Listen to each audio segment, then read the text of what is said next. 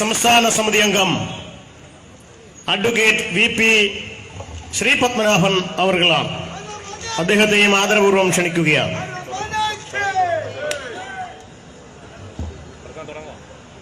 ಎಲ್ಲರಿಗೂ ನನ್ನ ನಮಸ್ಕಾರಂ ವಣಕಂ.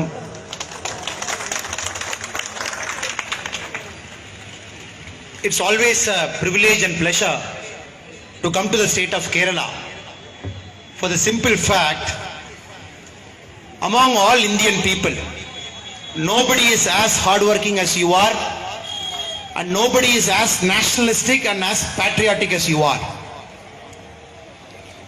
എല്ലാവർക്കും നമസ്കാരം. കേരളത്തിലേക്ക് വരിക എന്ന് പറഞ്ഞു കഴിഞ്ഞാൽ അത് വളരെ മനസ്സിന് സന്തോഷവും ആനന്ദവും നൽകുന്ന ഒരു കാര്യമാണ്. അതിന്റെ കാരണം ഈ ഇന്ത്യയിൽ മലയാളികളെ പോലെ ഇത്രയേറെ കഠിനാധ്വാനം ചെയ്യുന്നവർ ആരുമില്ല, ഇത്രയേറെ ദേശസ്നേഹികളായ ആളുകൾ വേറെ ആരുമില്ല എന്ന് ഞാൻ മനസ്സിലാക്കിയിട്ടുണ്ട്. This is a very important yatra for the state of Kerala. For the last 2 weeks and ending in the next 2 days, our state president K. Surendran Ji is coming on a Vijaya Yatra. This Vijaya Yatra, when it ends on March 7, is going to change the fate of Kerala, because Kerala is occupied by 2 ideologies. One is a corrupt ideology, other one is a defunct ideology. ഈ യാത്ര കേരളത്തെ സംബന്ധിച്ചിടത്തോളം വളരെ പ്രധാനപ്പെട്ടതാണ്. നമ്മുടെ ആദരണീയനായ സംസ്ഥാന അധ്യക്ഷൻ കഴിഞ്ഞ 2 ആഴ്ചയായി ഒരു യാത്രയുമായി വരികയാണ്. ഈ യാത്ര 7-ാം തീയതി സമാപിക്കുകയാണ്. ഈ യാത്ര സമാപിക്കുന്നതോടുകൂടി കേരളത്തിന്റെ രാഷ്ട്രീയ ഭാഗധേയം മാറുവാൻ പോവുകയാണ്. കാരണം കേരളത്തിന് 2 പ്രത്യയശാസ്ത്രങ്ങളാണ് കേരളം അടക്കി വെച്ചിരിക്കുന്നത്. ഒന്ന് അഴിമതിയുടെ പ്രത്യയശാസ്ത്രമാണ്, മറ്റൊന്ന് ലോകത്തെല്ലാ സ്ഥലത്തും തകർന്നുപോയ ഇല്ലാതായ ഒരു പ്രത്യയശാസ്ത്രമാണ്. Before I get into why I mentioned corrupt and defunct, it is my duty to put on record the leaders who are on the stage. Our Prasant Ji, who is president of the Mandalam Committee, Chatanur; Satyapalan Ji, General Secretary, Mandalam Committee, Chatanur; Sudhakaran Ji, BJP State Committee member; Sajan Lal Ji, OBC Morcha District President; Sunil Kumar Ji, District Secretary; Krishna Chandra Mohan Ji, District State Council member; Sri Ganesh Ji, Sri Nagesh Ji, State Council member; Sudeepa Ji, Gram Panchayat President; and K. Surendran Ji, your State President, who will join us, and K. Muralidharan Ji, who will join us. The reason I mention Congress is very corrupt is because whenever Congress is in power, the rule is always synonymous with corruption. Congress and corruption will always go hand in hand. Likewise, why I mention communist is defunct, because as my friend Tejasvi Surya mentioned 2 days back in the same yatra in Kerala, all over the world it is a rejected ideology. Only in Kerala, somehow it is in the last leg of its life. It is kept in an ICU ventilator. ഞാൻ കോൺഗ്രസ് അഴിമതിയിൽ മുങ്ങിക്കുളിച്ച ഒരു പ്രസ്ഥാനമാണ്, ഒരു സങ്കല്പമാണ് എന്ന് പറയാൻ കാരണം, കഴിഞ്ഞ കാലങ്ങളിൽ എപ്പോഴൊക്കെ കോൺഗ്രസ് അധികാരത്തിൽ വന്നിട്ടുണ്ടോ, അവർക്ക് അധികാരം ലഭിച്ചിട്ടുണ്ടോ, അപ്പോൾ അവർ അഴിമതിയുമായി സഹകരിച്ച് മുന്നോട്ട് പോയതാണ്. അഴിമതിയും അവരും ഒരുമിച്ചായിരുന്നു എപ്പോഴും. അതുപോലെ തന്നെ കമ്മ്യൂണിസ്റ്റുകാർ ആ പ്രത്യയശാസ്ത്രം തകർന്നുപോയി എന്ന് ഞാൻ പറയാൻ കാരണം, കഴിഞ്ഞ ദിവസം എൻ്റെ സുഹൃത്ത് ശ്രീ തേജസ്വി സൂര്യ ഈ യാത്രയിൽ പ്രസംഗിക്കുകയുണ്ടായി. കമ്മ്യൂണിസം ലോകത്ത് എല്ലാ സ്ഥലത്തും നശിച്ചുപോയി, അത് പ്രാവർത്തികമാക്കാൻ ശ്രമിച്ച എല്ലാ സ്ഥലത്തും ഇല്ലാതായി. ഇപ്പൊ കേരളത്തിലാണ് ആകെയുള്ളത്. ഇവിടെ തന്നെ അത് ICUയിലാണ്, അത് തീവ്ര പരിചരണ വിഭാഗത്തിൽ കിടക്കുകയാണ്. I also find it very funny. Only in your state, communists and Congress are on the opposite side. The state in which I come from, in Tamil Nadu, they are on the same side. In West Bengal, they are on the same side. In Tripura, they are in the same side. Most states in India, Congress party and Communist party, they work together. In Kerala also, they work together by doing this adjustment politics. That is very important for us to understand. ഈ കമ്മ്യൂണിസ്റ്റുകാരും കോൺഗ്രസ്സുകാരും സംബന്ധിച്ചിടത്തോളം ഒരു തമാശയുണ്ട്. ആ തമാശ മറ്റൊന്നുമല്ല, അവർ കേരളത്തിൽ മാത്രമാണ് പരസ്പരം പോരാടുന്നത്. എൻ്റെ സ്വന്തം സംസ്ഥാനമായ തമിഴ്നാട്ടിൽ അവർ ഒരു മുന്നണിയിലാണ്, സഖ്യമാണ്. പശ്ചിമ ബംഗാളിൽ ഒരുമിച്ചിട്ടാണ്, ത്രിപുരയിൽ ഒരുമിച്ചിട്ടാണ്, മറ്റെല്ലാ സംസ്ഥാനത്തും ഒരുമിച്ചിട്ടാണ്. കേരളത്തിൽ തന്നെ പരസ്പരം പോരാടുന്നു, അഭിനയിച്ചുകൊണ്ട് പരസ്പരം സഹകരിച്ചുകൊണ്ട് ഒരു സഹകരണ രാഷ്ട്രീയമാണ് അവർ നടപ്പിലാക്കിക്കൊണ്ടിരിക്കുന്നത്. Let us take a look at a great party like Congress party, started in 1885 during Indian freedom struggle. After we got our independence, Mahatma Gandhi said, the time for Congress is over. Please dismantle the party. He said it in 1947. Even after that, Congress party continues to stay alive. If you look at its current leader, Sri Rahul Gandhi is technically like a student in the last bench of a classroom. ഈ കോൺഗ്രസ് 1885 രൂപം കൊണ്ട പ്രസ്ഥാനമാണ്. സ്വാതന്ത്ര്യം കിട്ടിയതിന് ശേഷം മഹാത്മജി പറഞ്ഞു അത് പിരിച്ചുവിടണം, അതിന് ആവശ്യം കഴിഞ്ഞു, ഉദ്ദേശം കഴിഞ്ഞു, അത് പിരിച്ചുവിടണമെന്ന്. പക്ഷെ അവർ തുടർന്ന് മുന്നോട്ട് പോയി. ഇപ്പം എന്താ അവസ്ഥ? ഇപ്പം ആ പാർട്ടിയുടെ നേതാവ് രാഹുൽ ഗാന്ധിയാണ്. അദ്ദേഹത്തിന്റെ സ്ഥിതി എന്താണ്? അദ്ദേഹത്തിന്റെ അവസ്ഥ ഒരു ക്ലാസ് റൂമിലെ, ഒരു സ്കൂളിലെ ഒരു ക്ലാസ് മുറിയിലെ ഏറ്റവും പിന്നാമ്പുറത്തെ ബെഞ്ചിലിരിക്കുന്ന കുട്ടിയുടെ അവസ്ഥയാണ്. Our Kuti, that student in the classroom, will have this attention deficit problem. He will always keep raising his hand to the teacher to tell the teacher he is present in the classroom.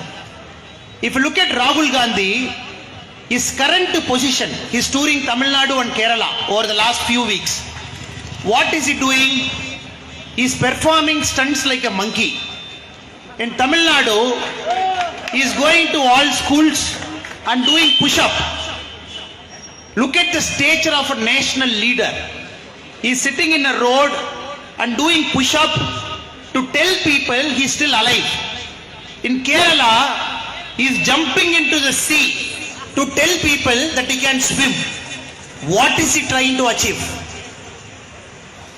ഈ ഏറ്റവും പിൻബെഞ്ചിലിരിക്കുന്ന കുട്ടിക്കൊരു കുഴപ്പമുണ്ട്. അയാൾക്കൊരു ശ്രദ്ധ, എന്നെ ആരും ശ്രദ്ധിക്കുന്നില്ല എന്നുള്ളൊരു ആത്മവിശ്വാസ കുറവുണ്ടാവും. അതുകൊണ്ട് എപ്പോഴും ടീച്ചറെടുത്ത് കൈബന്ധിച്ചിട്ട് ഞാനിവിടെ ഉണ്ട് എന്ന് പറയും. അതേപോലെയാണ് ഇദ്ദേഹത്തിന് അറിയാം പാർട്ടിയൊക്കെ ഏതാണ്ട് തീരുമാനമായി, കാര്യം മോശമാണെന്ന്. അതുകൊണ്ട് അദ്ദേഹം ഓരോ അഭ്യാസങ്ങൾ കാണിക്കുകയാണ്, വാനരന്മാരുടെ കളി കളിക്കുകയാണ്. അദ്ദേഹം കേരളത്തിൽ വന്നു, കടന്നു ചാടി, നീന്തി. എന്തിനാണ്? ഞാനിവിടെയൊക്കെ ഉണ്ട് എന്ന് കാണിക്കാൻ. തമിഴ്നാട്ടിൽ പോയി അവിടെ റോഡ് വക്കിലെ സ്കൂളിലൊക്കെ പോയിട്ട് അവിടെ പോയിട്ട് ഈ എക്സസൈസ് എടുക്കുകയാണ്, പുഷപ്പ് എടുക്കുകയാണ്. അതൊക്കെ വാർത്തയാക്കുക. അപ്പൊ ഞാനിവിടെ ഉണ്ട്, ഞാനും മരിച്ചു പോയിട്ടൊന്നുമില്ല, ഞാനും എൻ്റെ പാർട്ടിയും ഒക്കെ ജീവനോടെ ഉണ്ട് എന്ന് കാണിക്കാനുള്ള ഒരു സർക്കസാണ്, ഒരു വാനരന്റെ കളിയാണ് അദ്ദേഹം കളിക്കുന്നത്. Today evening in Tamil Nadu, the Congress party and DMK, they were doing a seat negotiation for the assembly election. The Congress party president of Tamil Nadu, Mr. Alagiri, he came out, he was crying before the media that DMK is not respecting him during the seat sharing talk. That is the stage in which the Congress party has gone to in India. ഇന്ന് തമിഴ്നാട്ടിലൊരു സംഭവമുണ്ടായി. ഇന്ന് വൈകുന്നേരം തമിഴ്നാട്ടിലെ ഈ DMKയും കോൺഗ്രസും തമ്മിലെ seat വിഭജന ചർച്ച നടക്കുകയാണ്. അപ്പോൾ ആ ചർച്ച നടക്കുന്നതിൻ്റെ ഇടയിൽ കോൺഗ്രസിന്റെ സംസ്ഥാന പ്രസിഡന്റ് അളഗിരി ആ ചർച്ചയിൽ നിന്ന് പുറത്തിറങ്ങി വന്നിട്ട് പൊട്ടിക്കരഞ്ഞു. അദ്ദേഹം എന്തിനാ കരയുന്നത് ചോദിച്ചപ്പോൾ ഈ DMKക്കാർ ഞങ്ങളുടെ പാർട്ടിയുടെ സംസ്ഥാന നേതാക്കന്മാരെ വിലവെക്കുന്നില്ല, അപമാനിക്കുന്നു എന്ന് പറഞ്ഞുകൊണ്ട് പൊട്ടിക്കരയുകയുണ്ടായി. ഇതാണ് കോൺഗ്രസിന്റെ അവസ്ഥ. I will not waste your time by talking about Congress anymore. Congress deserves 2 minutes. I have spoken 2 minutes about Congress. Next we will go to communism. When I was a student, for me, the golden girl of Kerala is P.T. Usha. Now for my son, the golden girl of Kerala is Swapna. കോൺഗ്രസിന് വേണ്ടി ഞാൻ അധികം സമയം കളയുന്നില്ല. കോൺഗ്രസിന് 2 മിനിറ്റേ ഉള്ളൂ, അത് കഴിഞ്ഞു. ഞാൻ കമ്മ്യൂണിസ്റ്റ് പ്രസ്ഥാനത്തെ പറ്റി സംസാരിക്കാം. നോക്കൂ, ഞാൻ സ്കൂളിൽ പഠിക്കുന്ന സമയത്ത്, കോളേജിൽ പഠിക്കുന്ന സമയത്ത് കേരളത്തിന്റെ സ്വർണ്ണ പുത്രി അത് P.T. ഉഷയായിരുന്നു. പക്ഷെ എൻ്റെ മകനിപ്പോൾ പഠിക്കുകയാണ്. അവനെ സംബന്ധിച്ചിടത്തോളം കേരളത്തിന്റെ സ്വർണ്ണപുത്രി അത് സ്വപ്നയാണ്. This is a national shame. Sagodara Sagodrigale, this is a national shame. The reason is a sitting chief minister using the diplomatic channel, smuggling gold. His own IAS officer who is a secretary to the CM using the diplomatic channel to make money. Not only is Swapna, a sitting IAS officer is arrested.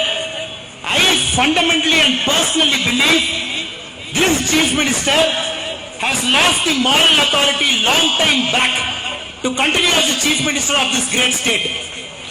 നോക്കൂ, ഇതൊരു ദേശീയമായ ഒരു നാണക്കേടാണ്, രാജ്യത്തിന് മൊത്താകെയുള്ളൊരു നാണക്കേടാണ്. എന്താ സംഭവിക്കുന്നത്? സംസ്ഥാനത്തിന്റെ ഒരു മുതിർന്ന IAS ഉദ്യോഗസ്ഥൻ, ആ IAS ഉദ്യോഗസ്ഥൻ മുഖ്യമന്ത്രിയുടെ ഓഫീസിൽ ഇരുന്നു കൊണ്ട് പണം സമ്പാദിക്കാൻ സ്വർണ്ണക്കള്ളക്കടത്ത് നടത്തുന്നു. അത് മാത്രമല്ല, അദ്ദേഹം അറസ്റ്റിലാവുന്നു, അദ്ദേഹത്തെ ജയിലിലിടുന്നു. ഇത് വളരെ വേദനാജനകമാണ്. എൻ്റെ വ്യക്തിപരമായ അഭിപ്രായത്തിൽ ആ പ്രിൻസിപ്പൽ സെക്രട്ടറിയെ നിയമിച്ച മുഖ്യമന്ത്രിക്ക് അധികാരത്തിൽ തുടരാനുള്ള ധാർമ്മികമായ അവകാശം നഷ്ടപ്പെട്ടു കഴിഞ്ഞു. അദ്ദേഹം രാജിവെക്കണമെന്നുള്ളതാണ്. Secondly, in Kerala you have a character called Shailaja teacher. This character during the corona time was mostly inside TV studio than doing anything to stop the spread of corona. If you look at corona in India, Kerala state right now today you have 10,70,000 people who have got corona. You are the second highest in India. After Maharashtra, Kerala state has got the second highest number of corona patients who had corona once. What moral authority does Shailaja teacher and the sitting chief minister has got to tell that under their leadership Kerala has conquered corona? നോക്കൂ, മറ്റൊരു കഥാപാത്രമുണ്ട്, അവരുടെ പേര് Shailaja teacher എന്നാണ്. ഈ corona കാലഘട്ടത്തിൽ ആരോഗ്യമന്ത്രി എന്ന നിലയിൽ അവര് ഭൂരിപക്ഷ സമയവും ഈ TV-കാരുടെ ചാനലുകാരുടെ സ്റ്റുഡിയോയിലായിരുന്നു. ജോലി എടുക്കുന്നതിന് പകരം അവിടെയായിരുന്നു. പക്ഷെ ഇപ്പൊ എന്താ സ്ഥിതി? ഇന്ത്യയിൽ 2ാം സ്ഥാനത്താണ് ഈ കൊറോണയുടെ എണ്ണത്തിൽ കേരളം. 10,70,000 കേസാണ് ഇന്ന് ഇന്ത്യയിലുള്ളത്. അതിൽ 2ാം സ്ഥാനം മഹാരാഷ്ട്ര കഴിഞ്ഞാൽ 2ാം സ്ഥാനം ഇന്ന് കേരളത്തിനാണ്. ഈ ആളുകൾ, ഈ ശൈലജ ടീച്ചർക്കും മുഖ്യമന്ത്രിക്കുമൊക്കെ ഇവരോട് ചോദിക്കാനുള്ളത്, നിങ്ങൾ എന്താണ് ചെയ്തത്? നിങ്ങൾക്ക് ഈ അധികാരത്തിൽ തുടരാൻ എന്ത് അവകാശമാണുള്ളത് എന്ന് ചോദിക്കാൻ ഞാൻ ആഗ്രഹിക്കുന്നു. If you look at the other statistics also, the test positivity rate, again Kerala is the second worst state in India, second. If you look at the recovery rate, again Kerala is second. If you look at all the data, combinedly, Kerala as a state, despite its great people, under the leadership of the chief minister and Shailaja teacher, has failed miserably as a government to conquer corona. നോക്കൂ, കണക്കുകൾ എടുത്ത് പരിശോധിക്കാം. രോഗത്തിന്റെ രോഗമുണ്ടോ എന്നുള്ള പരിശോധന നടത്തുമ്പോൾ ഉണ്ടാവുന്ന ആ എണ്ണത്തിൽ കേരളം 2ാം സ്ഥാനത്താണ്. ഇപ്പോൾ നിലവിൽ രോഗികളുള്ള ആളുകളുടെ എണ്ണം അതിൽ 2ാം സ്ഥാനത്താണ്. അതുപോലെ തന്നെ രോഗം ഭേദമാകുന്ന അവരുടെ എണ്ണം, ആ എണ്ണത്തിലും ഇവർ 2ാം സ്ഥാനത്താണ്. ഏത് കോവിഡുമായി ബന്ധപ്പെട്ട ഏത് കണക്കുകൾ പരിശോധിച്ചാലും കേരളം 2ാം സ്ഥാനത്താണ്. ഈ മുഖ്യമന്ത്രിയും ഈ ആരോഗ്യമന്ത്രിയും എന്ത് ചെയ്തതായിരുന്നു ഇത്രയും കാലം? Why did this happen? ഇത് എതുക്ക് നടந்துச்சு? Why did this happen? Because For Pinarayi Vijayan ji, the model for fighting corona is Cuba model. But for other states, the model for fighting corona is Narendra Modi ji's model. എന്തുകൊണ്ടാണ് ഇത് സംഭവിച്ചതെന്നറിയോ? പിണറായി വിജയന്റെ ഗവൺമെന്റിനും അദ്ദേഹത്തിനും കോവിഡിനെ നേരിടുന്ന കാര്യത്തിൽ അവർ മാതൃകയാക്കുന്നത് ക്യൂബയാണ്. പക്ഷേ ഇന്ത്യയിലെ മറ്റു സംസ്ഥാനങ്ങൾ കോവിഡിനെ നേരിടുന്ന കാര്യത്തിൽ മാതൃകയാക്കുന്നത് നരേന്ദ്രമോദിയുടെ സർക്കാരിനെയാണ്. Here we have our government led by its very capable Prime Minister Narendra Modi ji. Just for a sake, imagine the same useless Rahul Gandhi, when the first shutdown was happening, he mentioned in an interview, oh, a lot of people are going to die in corona. 40 crore people will get corona. This government is very miserable. Today, for the World Health Organization, India's model of fighting corona is the benchmark across the world. നോക്കൂ, ഈ രാഹുൽ ഗാന്ധി ഉണ്ടല്ലോ, ഈ പമ്പര വിഡ്ഢി, ഇദ്ദേഹം എന്താണ് പറഞ്ഞത്? ഈ corona തുടങ്ങി, ഈ ലോക്ക്ഡൗൺ തുടങ്ങിയ സമയത്ത് അദ്ദേഹം പറഞ്ഞു ഒരുപാട് ആളുകൾക്ക്, കോടിക്കണക്കിന് ആളുകൾക്ക് രോഗം ബാധിക്കും, 40 കോടികളോളം ആളുകൾക്ക് രോഗം ബാധിക്കും, ഒരുപാട് ആളുകൾ മരണപ്പെടും. എന്താ സംഭവിച്ചതെന്ന് നമുക്കറിയാം. ഇന്ന് ലോകാരോഗ്യ സംഘടന പറയുന്നു ഇന്ത്യയുടെ കോവിഡ് പ്രതിരോധ മാതൃകയാണ് ലോകം മാതൃകയായി എടുക്കേണ്ടത് എന്ന്. അത്ര മഹത്തരമായ ഗവൺമെന്റാണ്, പ്രധാനമന്ത്രിയാണ് നരേന്ദ്രമോദിയുടേത്. This is my appeal to you. This is the main reason you should bring BJP to power in Kerala. The Chatanur MLA, the leader sitting in the stage, the leader sitting here, Surendran ji, everybody should get elected and get into assembly, because the leadership of BJP is built on the concept of selflessness. നോക്കൂ, അതുകൊണ്ടാണ് ഞാൻ പറയുന്നത് ഭാരതീയ ജനതാ പാർട്ടിയെ തെരഞ്ഞെടുക്കണം. ഇവിടെ ചാത്തന്നൂരിൽ നിന്നും MLA ആയും അതുപോലെ തന്നെ കേരളം ഒട്ടാകെയും നമ്മുടെ ആദരണീയനായ സംസ്ഥാന പ്രസിഡന്റിനെയും നിങ്ങൾ തെരഞ്ഞെടുത്ത് കേരളത്തിലെ ഭരണം ഏൽപ്പിക്കണം. കാരണം BJP വിശ്വസിക്കുന്നത് യാതൊരു പ്രതിഫല ഇച്ഛയുമില്ലാതെ പൂർണ്ണമായിട്ടും സേവനത്തിൽ അധിഷ്ഠിതമായ പൊതുപ്രവർത്തനത്തിലാണ് ഭാരതീയ ജനതാ പാർട്ടി വിശ്വസിക്കുന്നത്. That is why when Narendra Modi ji in March last year, he went for the first shutdown, all of India listened to him.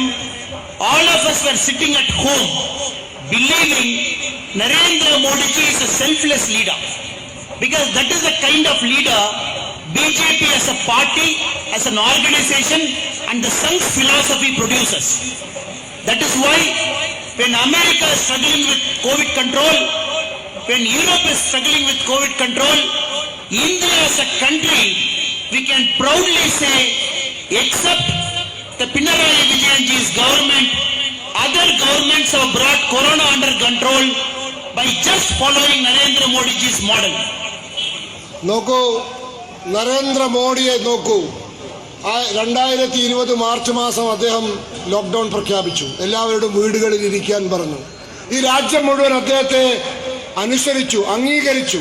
അതുകൊണ്ട് നമ്മൾ കൊറോണയെ നേരിടുന്ന കാര്യത്തിൽ വിജയം വരിച്ചു. ഇന്ന് നോക്കൂ, അമേരിക്ക കൊറോണയെ നേരിടാൻ കഷ്ടപ്പെട്ടുകൊണ്ടിരിക്കുകയാണ്.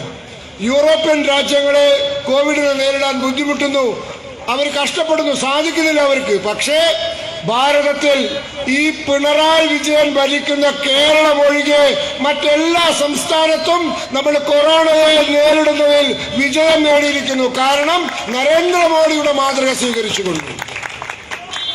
Friends, I would also like to add, when Pinarayi Vijayan ji was talking about taking corona medicines from Cuba, yesterday when Pinarayi Vijayan ji went for his corona vaccine, it was a Atmanirbhar made in India vaccine.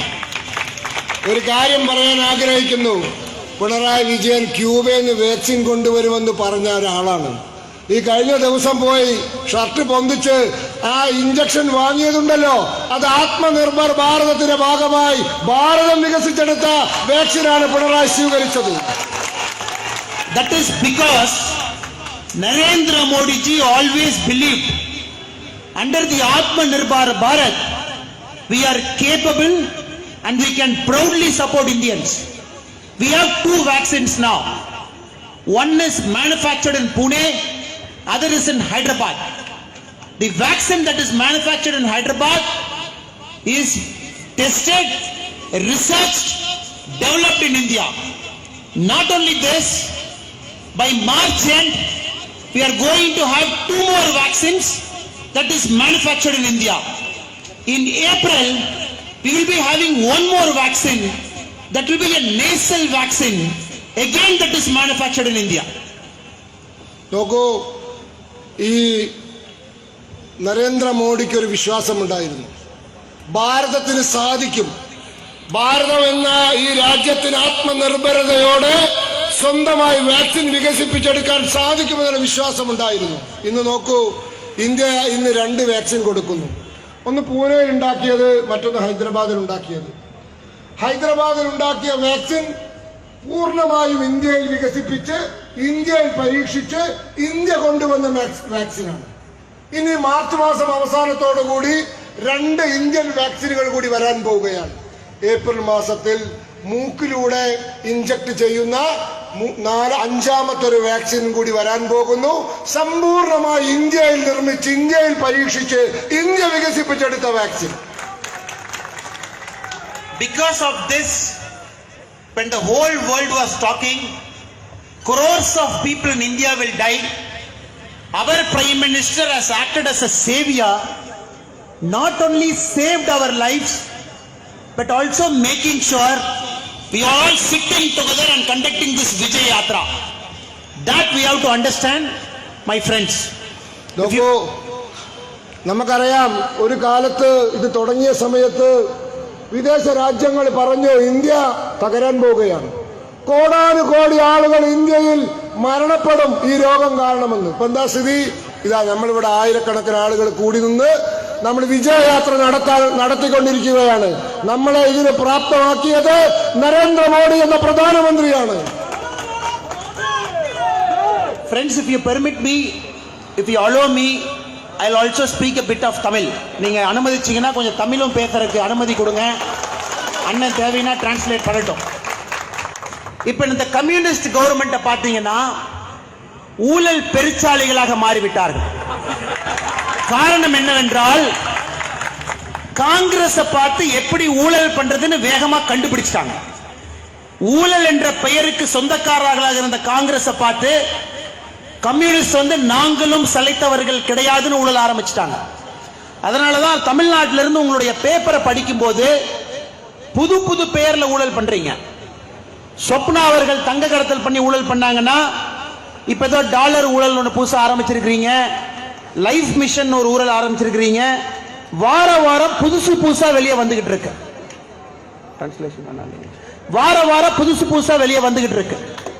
இது எங்க போய் முடிய போகுதுன்னா, கம்யூனிஸ்டுக்காரங்க சொல்றாங்க நாங்க ரொம்ப சிம்பிளான ஆளுங்க, ஒரு சாதாரண வேட்டி சாதாரண சட்டை போட்டிருப்போம், நாங்க நல்லவங்க நடிக்கிறாங்க.